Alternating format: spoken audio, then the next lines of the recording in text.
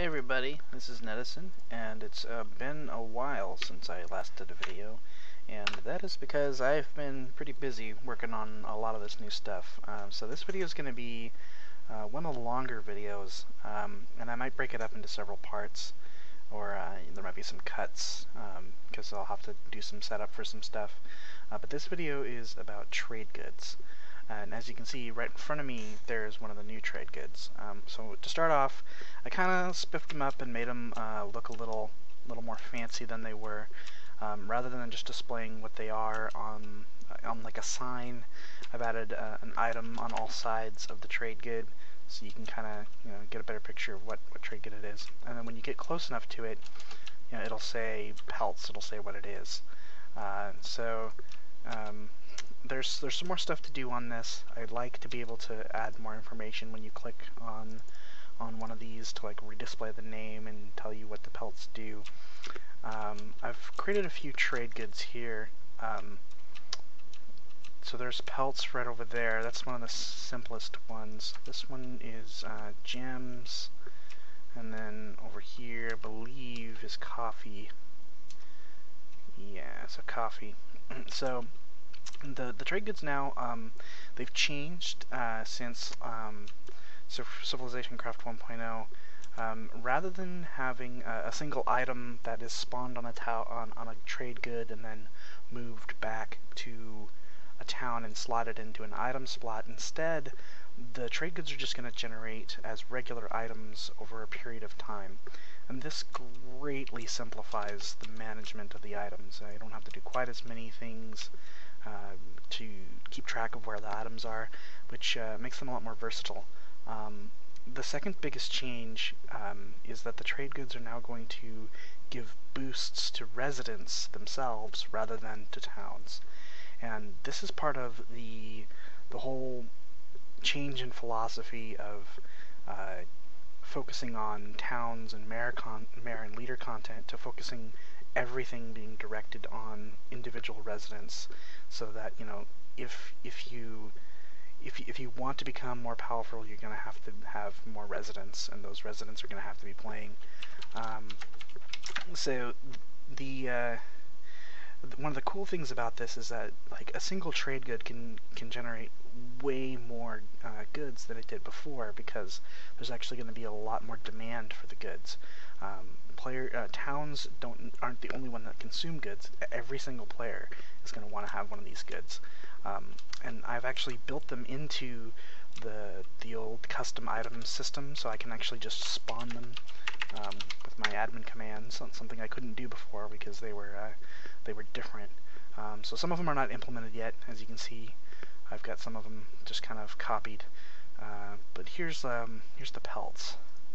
And let's get ourselves some gems. And I'm not going to show you all of these. There's kind of too many to go through. I guess I'll go through the ones I've got here.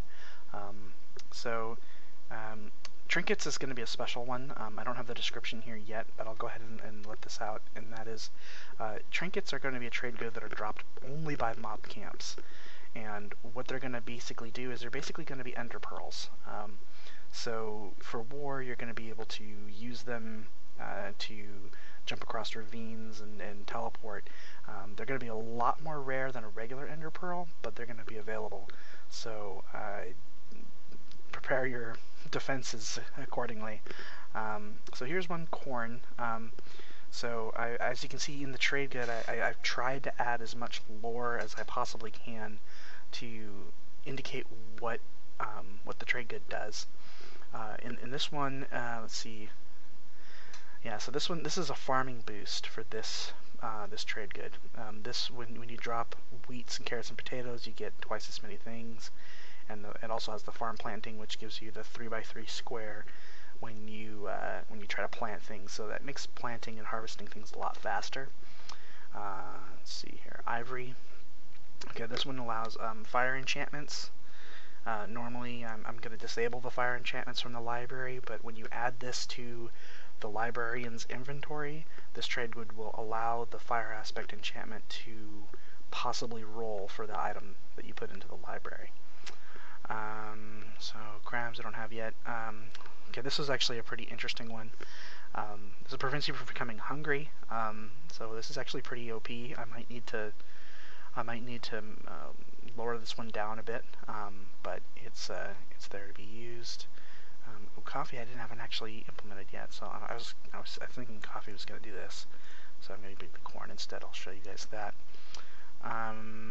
So let's see, oil. Okay, so some of them have to do with hammers and beakers, not just resident stuff. So you're gonna get more stuff with the oil. This gives you extra library enchant chances, which is pretty useful. I think this one's a little underpowered compared to the other ones, so I might need to give it more. So the beaker smelting for that one is the same as the hammer smelting, only for beakers.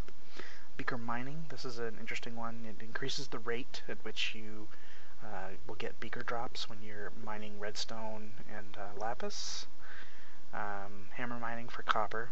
And this is also an interesting one, is the horses, which allows you to jump between stables faster, which we'll get to in another video. I know I haven't explained that yet, and I might explain it later on in the end of this video, but needless to say, the stables let you teleport between different city-states and towns, and this one gives you extra jumps, so you can go further in one jump.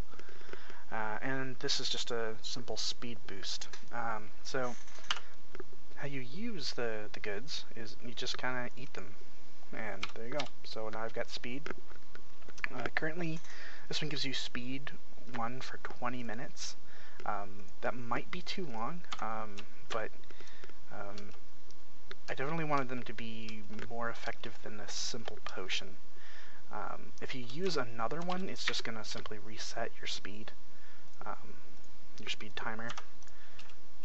So you just back up again. So they don't really stack, they just kind of reset.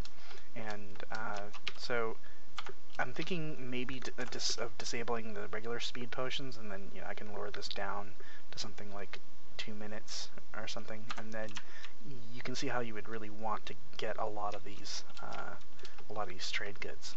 And you can get more trade goods by I'll show you that in a minute. You can get more than just, it's not a 1-to-1 ratio from trade goods to the amount of goods that you get back like it used to be.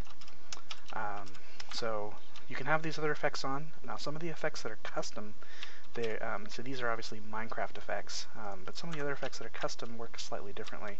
So this one uses the scoreboard system to show off how much time left you have on harvesting and planting. So let me see if I can show off the planting. Should be able to with a hoe and some seeds.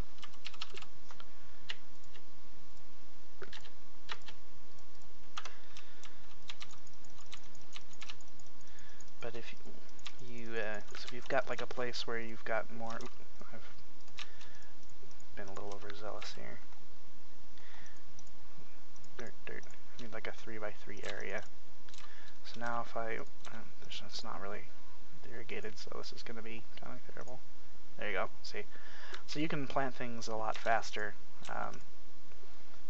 with this particular buff. And of course, it takes the proper amount of seeds, so you don't get extra seeds. It just plants the seeds faster, which will be useful, hopefully. So another one is the gems. This one's a little harder to demonstrate, but it's a similar idea where you break lapis and let's see, it's a redstone ore.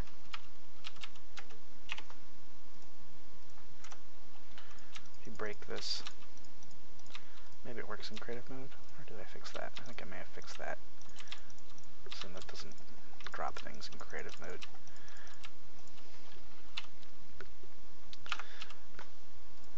Let's get some diamond pickaxe.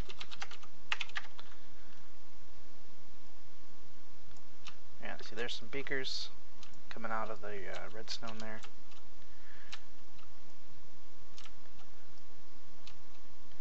So it'll just increase the rate at which these drop. it's a little harder to demonstrate without, you know, first showing you like how rare it is before. I need to put in exactly how much the drop rate it gets enhanced by the beaker mining, or maybe even give it a buff so it's a bit more obvious. But those are trade goods. Pay no attention to the barbarian camp. I'll talk about that later. So I'm going to cut it off here, and I'm going to go ahead and build a town and show you guys what it's like to build trade goods with the more resident-oriented focus.